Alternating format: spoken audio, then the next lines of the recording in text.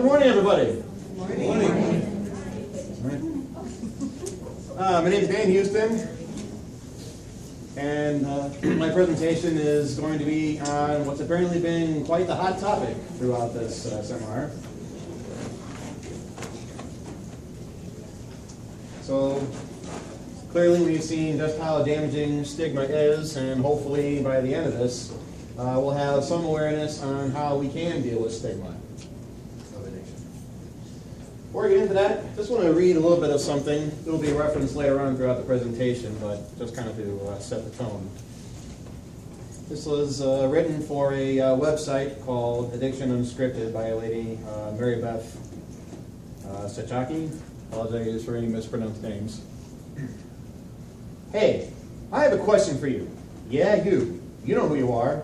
You're the ones who hate, the ones who bash, the ones who spread the stigma about a disease you know nothing about. You belong to the group that posts such horrific opinions about people you have never met. You're the people whose words break the hearts of parents like me, whose ugly words break the spirits of those struggling with the powerful, misunderstood disease known as addiction. What I want to know is, can you spot the junkie? I want you to look closely. Can you spot that person you refer to by that ugly word? Is she the beautiful blonde with the incredible smile? Or perhaps the junkie is the handsome man in uniform? How about the dirtbag? You know those people you refer to after you find out they were revived by Narcan and given another chance at life. You felt it necessary to post that society would be better off if we let the dirtbags die. That Narcan was wasting money on a life not worthy of being saved. Which one of these beautiful people would you consider a dirtbag? Which one of them deserves to die? Now, let's talk about the dirty homeless person. You know, the one you point fingers at and laugh at when you are approached by them. Who looks homeless and dirty to you? Can you point to the homeless addict? Which one looks anything like the ugly picture you paint when you speak about people who suffer from the disease of addiction? You know the ones. People who don't bathe and live under bridges. People who can't hold a job and eat out of trash cans. Is it the man riding a tractor with his son?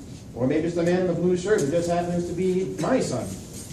I want you to look closely and see beyond your stigma. I want you to look into the faces of everyday people, the college kid, the cheerleaders, the first-time fathers and mothers, those who started a new job or started a new life after years of struggling against people like you. I want you to imagine what it feels like to be the brunt of your hate. I want you to understand that these pictures represent the hopes and dreams of parents left behind. I want you to understand what it's like to be them, to fight for your life with every breath you take, to battle a system that created your disease but refuses to provide treatment to fix you. I want you to fight discrimination in everything you try to do. I want you to live knowing that some people think you are better off dead. I want you to be mocked, ignored, and kicked to the curb whenever you cry out for help. I want you to look into these beautiful faces and know that one day your picture could be among theirs. One day your life could spin out of control. One day your doctor will give you a drug that will change who you are. One day it might be you whom people now refer to as junkie. One day it might be you who's homeless and begging for food. One day it could be your parents spending time visiting your grave. One day your parents might be defending your life. So you can't find that junkie among these beautiful souls. You can't put your finger on who's dirty and who didn't deserve to live. These are the beautiful faces of addiction, the smiles, the amazing eyes. These are the faces of those who paid the price of stigma. These pictures are the hearts and souls of grieving parents like me. Next time you feel the need to hate, I want you to remember these faces, the beautiful women and handsome men, and remember that even you, with all your hate, couldn't find a junkie. So, again, we can see just how bad stigma is. We've already heard throughout today how bad it is, but I definitely want to get into it.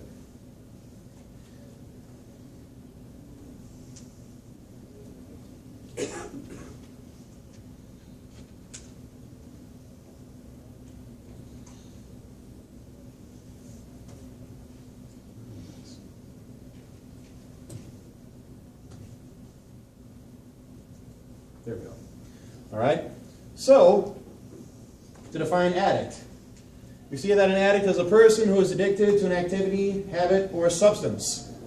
So there is more than just chemical dependence. There is an addiction to behaviors, such as overeating, gambling, pornography viewing. We also see that addict is a verb, to cause, to become physiologically, psychologically dependent on an addictive substance or behavior. We see another verb, to habituate or to abandon oneself to something compulsively or obsessively. So those who struggle with addiction know what it's like, just to feel trapped. So we finally find its origin from Latin, addictus, a person enslaved for debt or theft. So again, we see just how powerful it can be, just from the feeling of slavery, just to feel that some behavior, some object is holding you hostage. So again, covering on the disease aspect. Many organizations that treat addiction characterize addiction as a chronic brain disease that affects the memory, reward, and motivational drives of a person. So again, how many times was it all about the drug, the behavior, the whatever it is that you're looking for?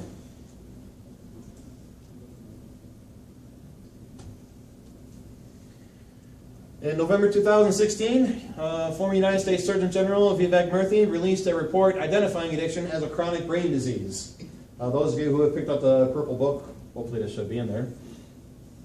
But anyway, Dr. Murthy says that I'm calling for a cultural change in how we think about addiction. For far too long, people have thought about addiction as a character flaw or a moral failing. Addiction is a chronic disease of the brain. And it's one that we have to treat the way we would any other chronic illness, with skill, with compassion, and with urgency. So taken from an interview from the Huffington Post.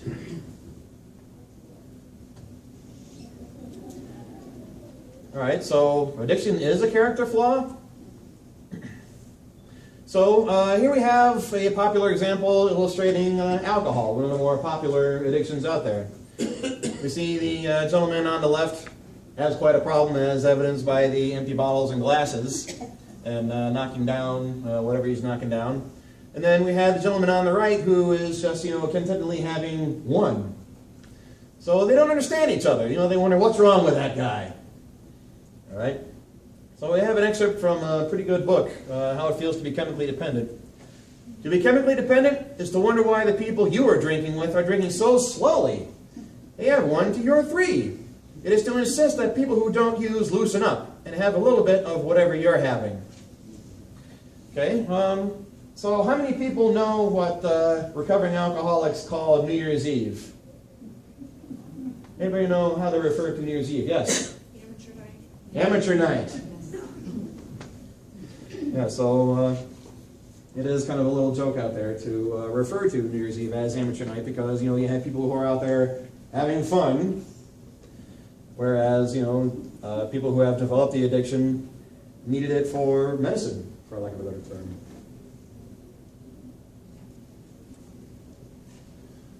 So how does addiction start? How does this disease start? According to Drugs, Brains, and Behavior, The Science of Addiction, a July 2014 article from the drugabuse.gov website, people begin to take drugs to feel good, to feel better, to do better, and curiosity, and because others are doing it. How many of you here have ever heard of the motivational speaker Delbert Boone? Okay?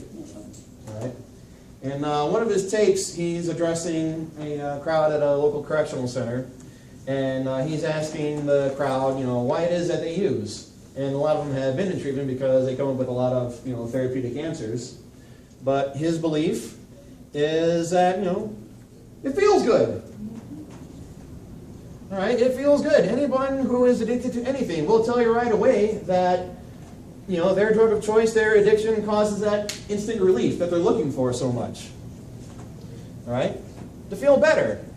All right, how many have, realized that a party wasn't a party, unless there was some chemical assistance? Okay, everybody's having a good time, but I want to have a better time. All right, to do better. There are, performance-enhancing drugs out there, but also how many people have, how many artists have consumed drugs because they thought it would be more creative, because they thought they'd be more creative? How many, people have taken something to relax their mind so they could find another solution to a problem? And then curiosity, because others are doing it. Okay, here's this drink, what'll it do? Here's this pill, what'll it do? But also because others are doing it. how many times has anybody been at a party and you see that one group that just seems to have it all together and they're just laughing and having the greatest time? Let's see what they're doing. Let's see if it can help me. All right. So we see that addiction has a physical beginning. And the way it starts is that dopamine is normally released into the brain as a reward for activities essential to survival, thus guaranteeing they're being repeated. So, anytime that we sleep, when we've had a good rest, we feel good. When we've had a decent meal, when we've had a good drink after being, thirsty, it feels good. Sexual procreation, I need not explain how that feels good. And nurturing, whether it's emotional nurturing, it just, feels good to be loved, to be appreciated. It's almost like, we're dogs and our brain releases dopamine and says, good human, perpetuating the species, good human. However, when certain drugs are used by people who are susceptible to addiction to those particular drugs for the first time, a larger than normal amount of dopamine is released into the brain, ultimately resulting in a connection between chemical use and pleasure. Right? Because it happens. There will be someone who tries something for the first time and they say, oh, no thanks, not that again. But they'll try that same drug and they'll say, oh my God, yes, please give me more. To give you an example, years ago I used to work at a detox. And it was interesting how people who were addicted to crack said they couldn't relate to people who were addicted to heroin because they just didn't understand, how can you use that? To which they would say, well, how can I not? All right? But people who were addicted to crack were susceptible to the feeling that they got from crack, and people who were addicted to heroin were susceptible to that feeling that they got from heroin. So, anytime people who are susceptible to addiction become addicted, it starts from that, I guess you could say, falling in love. At first, my darling, where have you been all my life? Okay. So, and I'm sure you've heard from other presentations that a lot of addiction starts in youth, in adolescence. So, the areas of a teenager's brain that affect decision-making, impulse control, instant gratification, and emotional expression are yet to be fully operational during those impressionable years. So there's one reason why you can't drink until 21. An underdeveloped brain coupled with a genetic predisposition for addiction has greater risks of becoming dependent on drug experimented with. All right, so addiction does have genetic tendencies. As the addiction gene goes to the bloodline, people might not be addicted to the same thing, but that tendency for addiction is there. So to give you an example, let's say you have a man who is an alcoholic and a compulsive gambler. He has 3 kids who miraculously don't fall susceptible to that addiction gene. Out of the 3 kids, his younger son has a daughter who's an alcoholic and has eating disorders. The same man, the alcoholic and compulsive gambler, his 3 children, his daughter has a daughter who is susceptible to alcohol and opiate addiction. This daughter who is susceptible to alcohol and opiate addiction, she has children. One daughter who is susceptible to alcohol addiction, and a son who is susceptible to sexual addiction. So we have different addictions going through the bloodline, but we still have that disease of addiction going through the bloodline. All right, so again, an undeveloped brain coupled with a genetic predisposition for addiction has greater risks of becoming dependent on drugs experimented with. Also, an adolescent mind is more vulnerable to the effects of a negative environment than those with a fully developed brain. So to give you an example, you could have 2 siblings who went through the same trauma, and one sibling would never pick up while the other one definitely did pick up.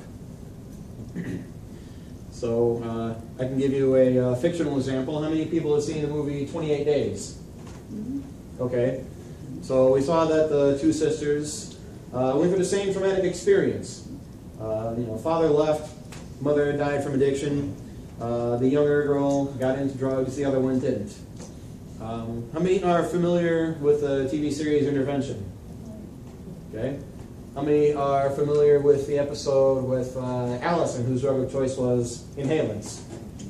Okay. Again, two siblings who went through the same trauma. They were both abused, molested, and we had Allison who turned to inhalants, and we had her sister who did not. All right. So addiction starts from youth, and it starts as a result, as a response to trauma. Speaking of which, one of the more common causes of chemical use, ultimately leading to addiction, is a lack of coping skills for trauma. This was addressed in a June 9, 2016 interview with the Clearing Treatment Center co-founder Joe Kelzer. So when asked how trauma and addiction are linked, he gives a scenario. Okay, here's how this plays out. Somewhere in my past, and it doesn't have to be when I'm young, it just so happens that a lot of it does happen when we're young. I have this particular event that I experience. A piece of me gets emotionally stuck there. How many of us tend to get stuck when we're reliving a trauma?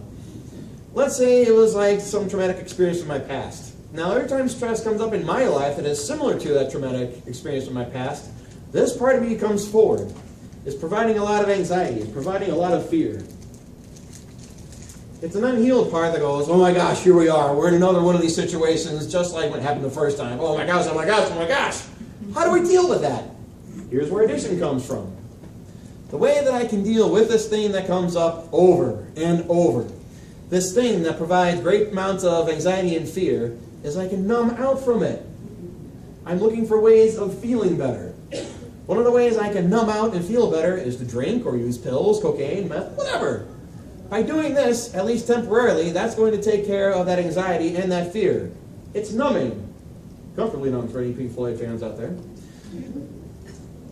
So he was asked, so it may not be a conscious choice to start out with, to start using substances that lead to addiction? Exactly. I just feel better. I don't really know why I feel bad. I just know that I can do this and I'll feel better. All right.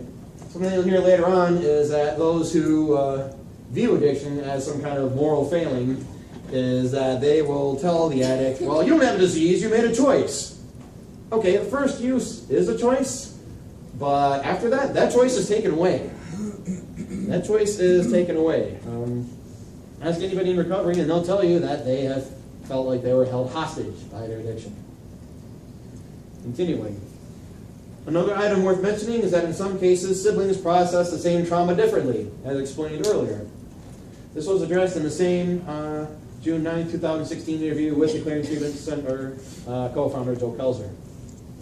So after addressing repressed memories, doesn't even matter if the trauma actually happened. All that matters is that you think the trauma happened. That's all that matters. If I have a misinterpretation of reality about what really happened, that's not going to change how I feel about it, right? We were with a couple of examples. Well, this is my memory of it. My memory isn't correct, but that's how I'm carrying it around. It doesn't matter that it actually happened. It matters that I think it happened. It's about the perception of reality then? Yes, exactly. The other part of this is that it is also about how I took it in. I could have a sibling who is similar in age to me. We both had the same event. It was traumatic to me. My sibling doesn't remember it at all, or doesn't care, or it doesn't affect them at all, but it affected me a lot. That's when we tell parents, this doesn't have anything to do with what you did. This has to do with how they took it in. So what could cause one sibling to process something as trauma and the other not, everything being relatively equal? Well, now we're getting to the area we call rational emotive therapy. This is a really great mental level strategy. None of us actually sees the event that we're looking at. Rather, what we see is our perception of the event. Each of our perceptions are colored by the filters through which we view it. And we all have different filters. So even though we're siblings, we're going to have different filters. I'm going to take it as it was wrong and bad and shouldn't have happened. It was horrible, and there's almost negativity that goes with it. My sibling doesn't have those filters. They have a different set of filters, and they just didn't label the event the same way I did through their perception. So getting down to nature versus nurture. Are siblings wired a little bit differently emotionally? Yes, that's exactly right. Even though we're siblings, we don't have the same filters. Any questions or comments before moving on? Well, So continue with addiction's mental beginnings. Addicted individuals don't cope well with pain due to an immature, disordered brain. Again, getting back to the fact that addiction starts in adolescence. Instead of feeling their pain, folks with this illness react to it. They don't acknowledge pain through healthy communication. Rather, they avoid it by using chemicals to numb out. Addiction uses your pain against you. It feeds on it, twists it, and leaves you miserable. This is taken from an article, Addiction Feeds on Pain, written by Lorelei Rosano, published in jaggedlittleedges.com. If you ever had the chance, look up anything written by Lorelei Rosano. She has some very thorough, informative sources. Continuing with the mental beginnings. Every addiction arises from an unconscious refusal to face and move through your own pain. Every addiction starts with pain and ends with pain. Whatever substance you are addicted to, alcohol, food, legal or illegal drugs, or a person, you're using something or somebody to cover up your pain. That's from writer, public speaker Eckhart Tolle. So as I mentioned earlier, with Delbert Boom saying that addicts use because it feels good, yes, that creates the need to feel good. Any trauma, any pain, that creates the need to feel good. That creates the desire for instant relief brought on by the addiction. Right? So as mentioned earlier, addiction is a chronic brain disease. So as people use addictive drugs, the following brain functions are affected in some way. So pain reception, which happens in the spinal cord, brainstem, and thalamus. Memory, which happens in the hippocampus.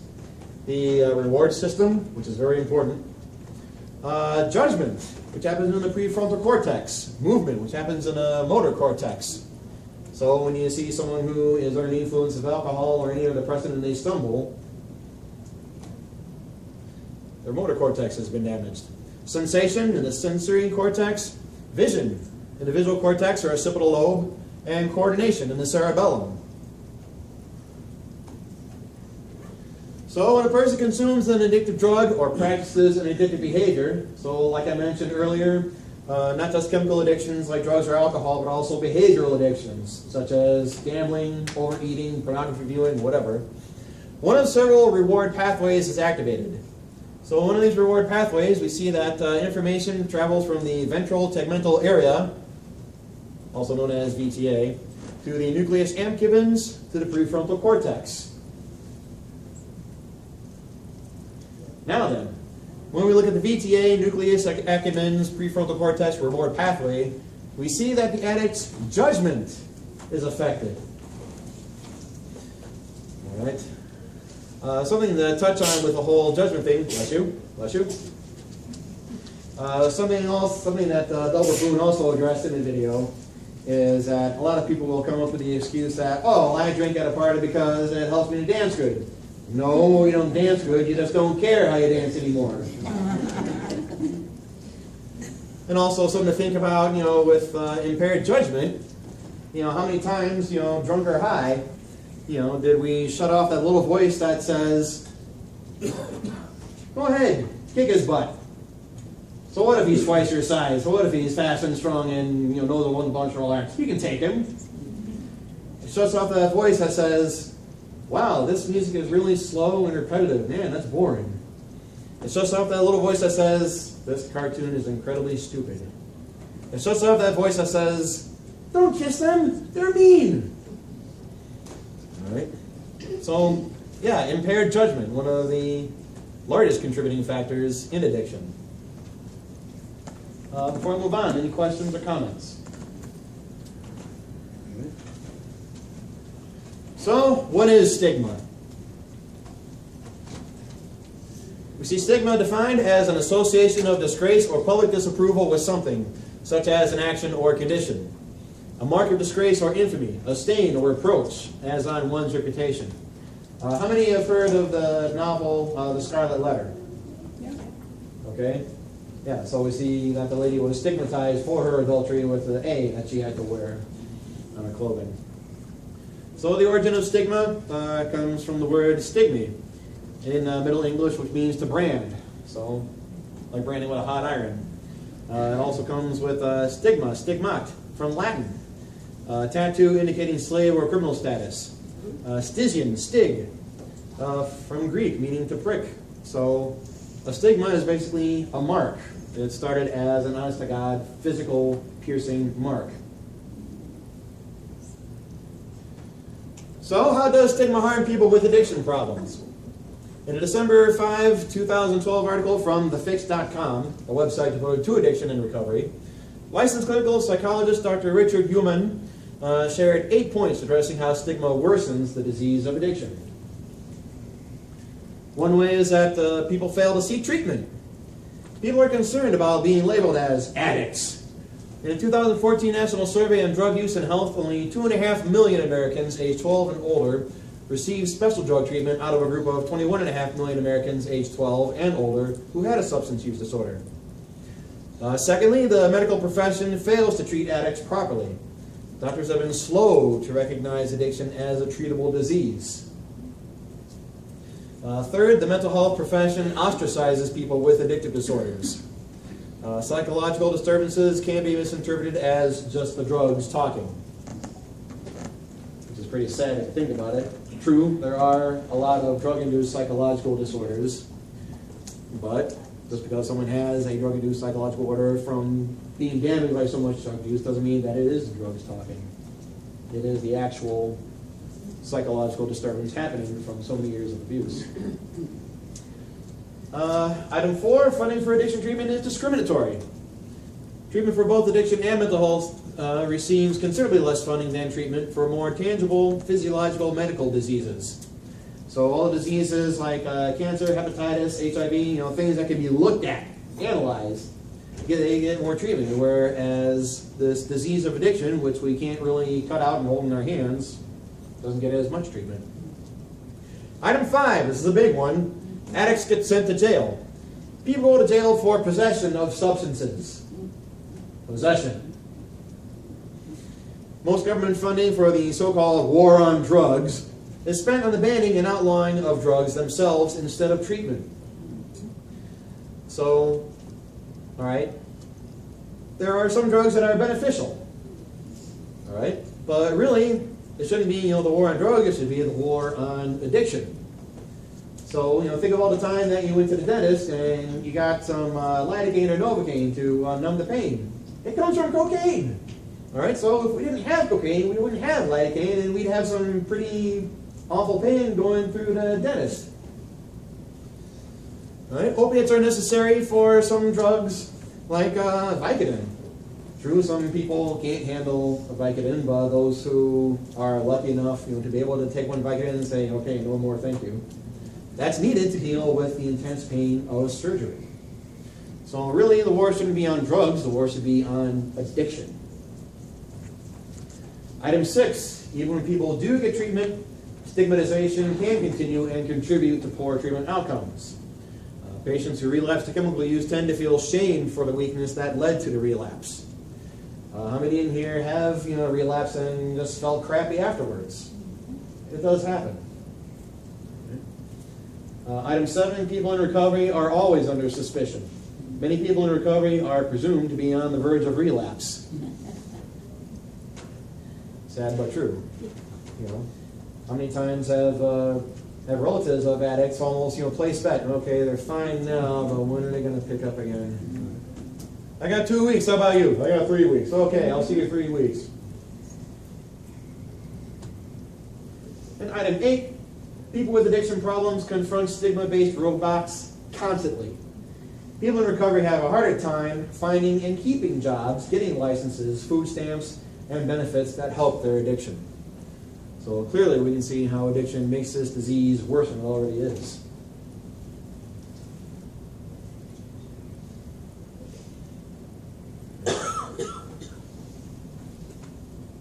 This is taken from another article from HuffingtonPost.com. There is a stigma attached to addiction which can be deadly, but it's not my stigma. I stopped carrying that shame and embarrassment around years ago, if I ever felt it at all. I experience a stigma when I share my identity with people who aren't addicts, who don't know someone in recovery, or who hold on to the idea that people like me are somehow second-class citizens.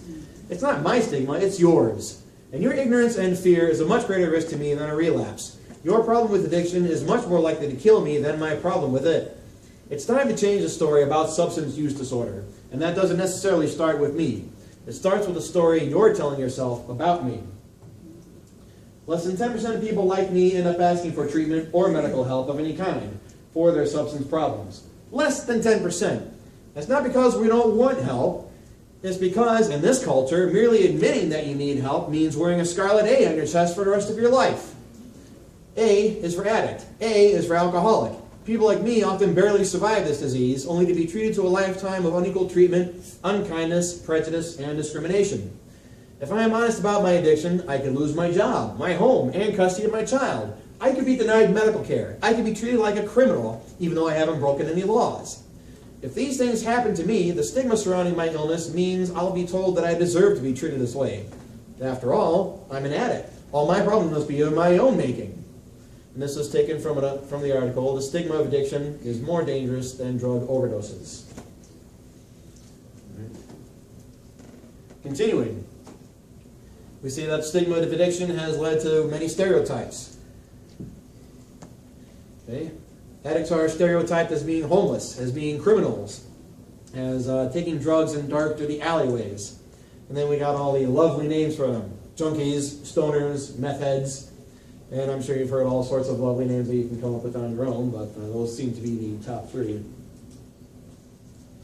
But in reality, addicts are just like everyone else. They're parents, their children, their friends, their co-workers, their brothers and sisters. So addicts are like everyone else. They hold down jobs, they have friends, they go to social functions and enjoy their weekends. Some fail to manage their addiction and do become entrenched in a lifestyle that stereotypes embody, but many do not. Addiction does not discriminate between rich and poor, young or old. Taken from Stigma Addiction from alcoholrehab.com. Something else that Delbert Boone had mentioned in one of his videos is that addiction is one of the most democratic processes on the face of the earth. The disease of addiction doesn't care where we come from, what we look like, how old we are. When the disease of addiction, sees that we are susceptible, it gets us. So if we can see that addiction is a brain disease that interferes with multiple healthy brain functions, then why is addiction stigmatized as a character flaw? One of the greatest contributions to the stigmatization of addiction comes from addicts' antisocial behaviors that are committed either under the influence of the substance or to support the habit. Contrary to the popular definition of antisocial as standoffish or not wanting to engage with others, antisocial behaviors are those that contradict societal norms. In other words, they are against society. So what are antisocial behaviors? One of the easiest ways to clinically define antisocial behaviors is that they are corrupt. So, cannot follow the law, obligations ignored, remorselessness, recklessness, underhandedness, planning deficit, and temper. So, for the antisocial behavior of not following the law, antisocial behavior shows a